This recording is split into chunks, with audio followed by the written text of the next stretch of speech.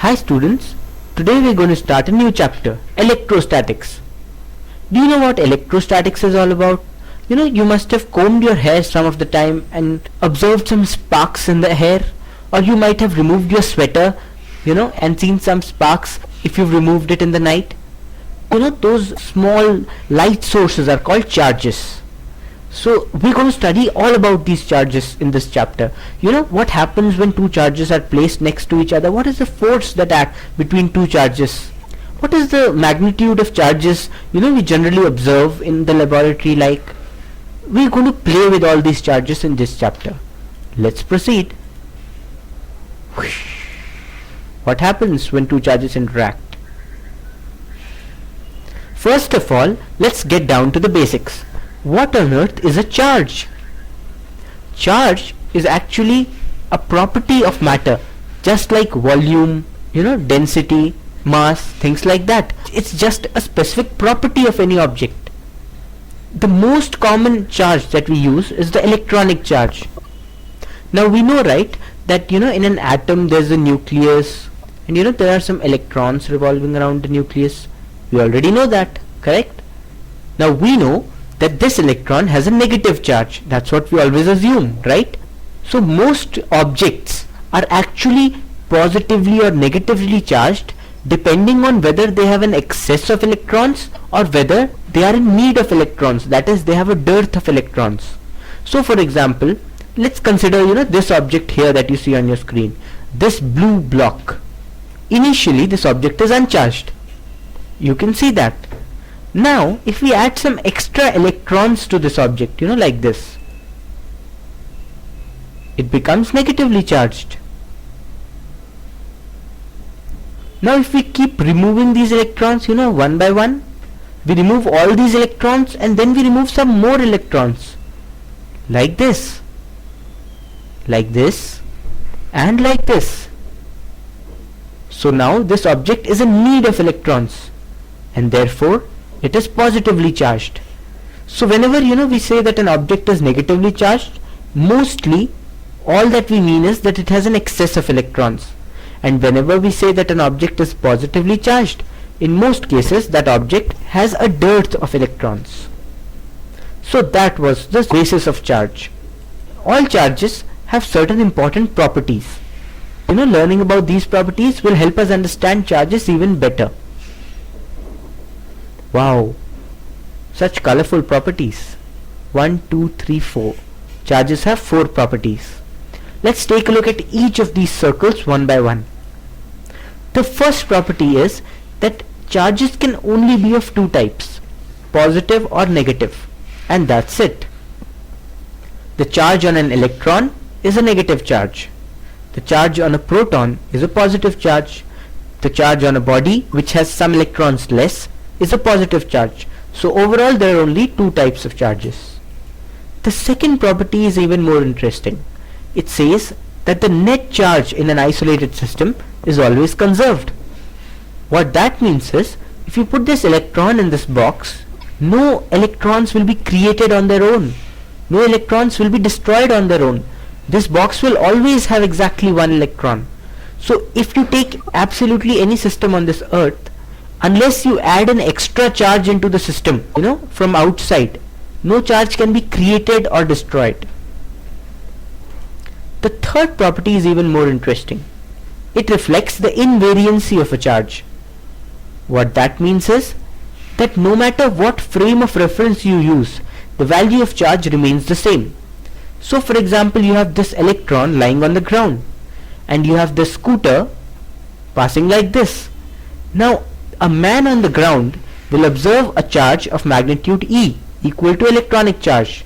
A man on the scooter will also observe the same magnitude of charge, E.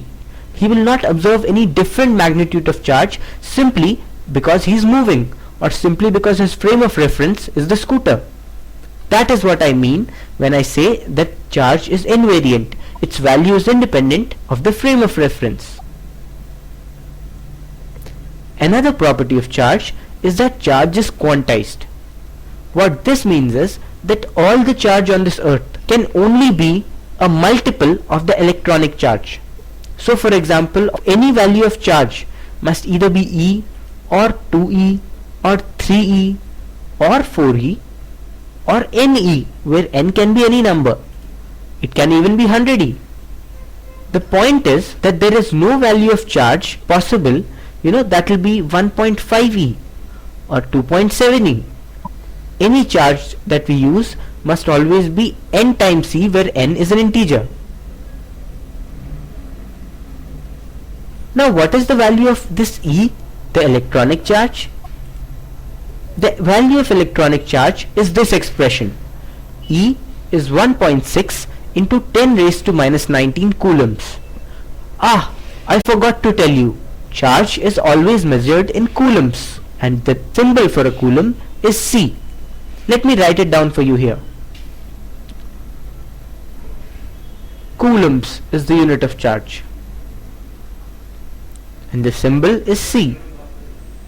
You must remember this value of electronic charge, 1.6 into 10 raised to minus 19 coulombs. Coulomb in general is a very large quantity. So 1 coulomb charge is a very, very great amount of charge. Generally in our experiments and even in our problems, we use charge values of millicoulombs and microcoulombs. So those were the properties of charges. Let's now proceed and learn what a point charge is. Well, this thing you see on your screen is a point charge. A point charge is any charge which has two simple properties. It must be an extremely small charge and it must be spherically symmetric. If it satisfies these two properties, we'll use it in our problems as a point charge. When I say spherically symmetric, I mean that inside this point, the charge must be the same in all directions.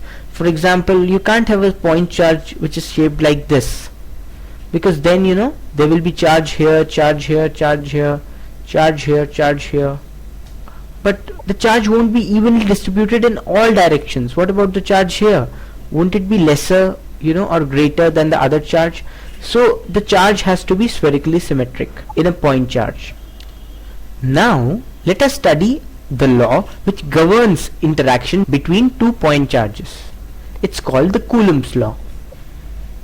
So let's say Q1 is 1 point charge here and Q2 is 1 point charge here.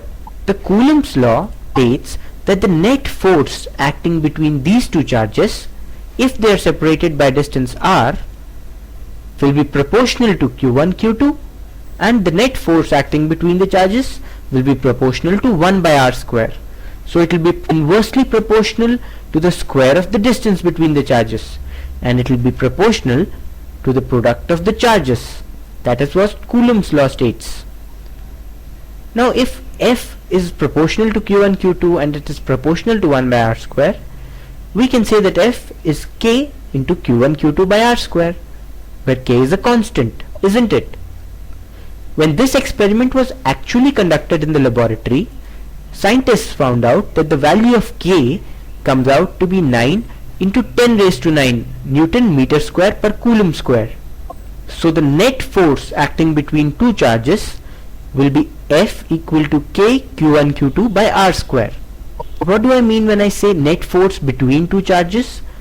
This means that if Q1 and Q2 are placed in vacuum, then this is the force that Q2 will exert on the charged particle Q1. So Q2 will exert a force of K Q1 Q2 by r square on Q1. Similarly, Q1 will exert a force of K Q1 Q2 by r square on Q2. Understood? Now let's learn a bit more about this constant K here.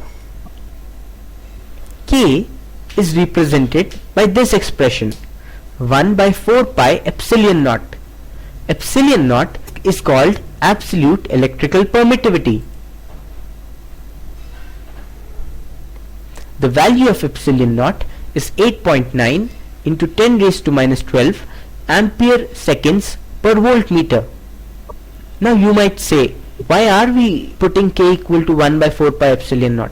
Isn't it? Like, what's the use? You learn about the use as you go on and study more in physics.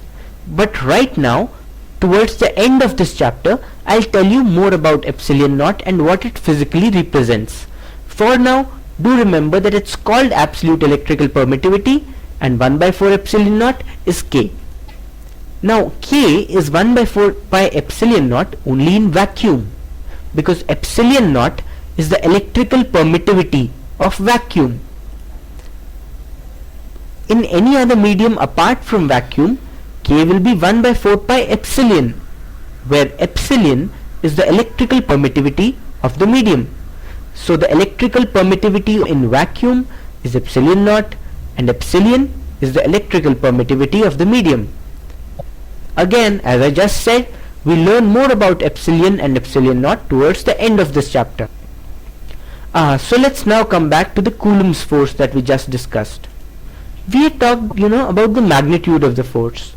It was equal to K Q1 Q2 by R square. But what's the direction of the force? Is it towards charge Q1? Is it towards charge Q2?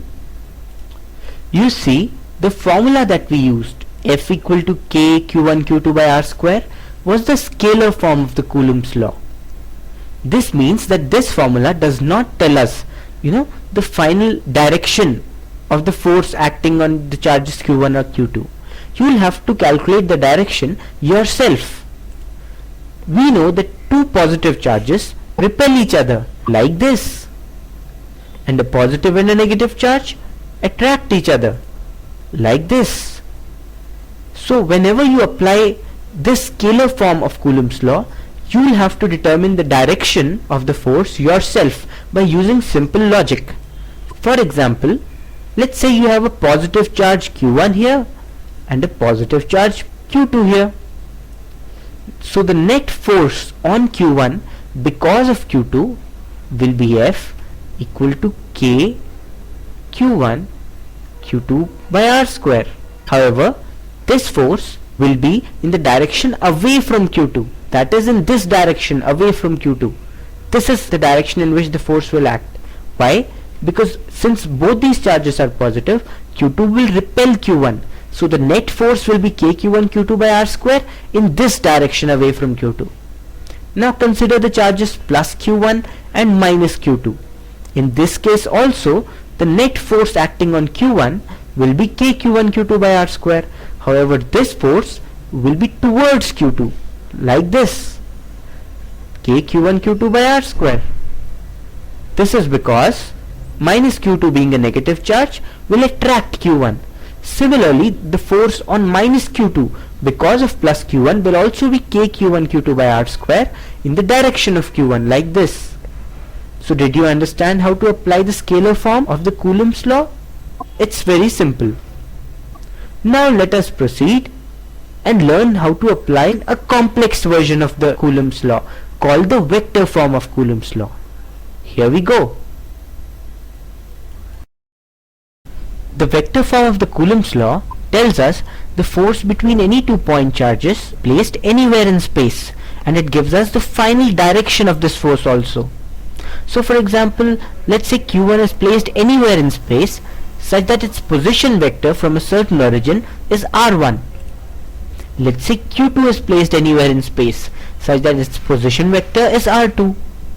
In that case, the vector joining Q1 and Q2 will be R, isn't it? Now, Coulomb's law in vector form states that the final Coulomb's force vector will be equal to K, that is 1 by 4 pi epsilon naught, into Q1 Q2 by R square into R unit vector, where R unit vector is the vector joining these two charges Q1 and Q2. Understood? We can further simplify this formula and replace R unit vector here by R vector divided by the modulus of R vector, isn't it? When we do that, we get this particular expression. So the net force acting on Q1 and on Q2 is KQ1 Q2 divided by R cube into R vector, where R vector is the vector joining the two charges in three-dimensional space. Now what will be the direction of this R vector? That's an interesting question. You see, now if we have to calculate the force on charge Q1 because of the charge Q2,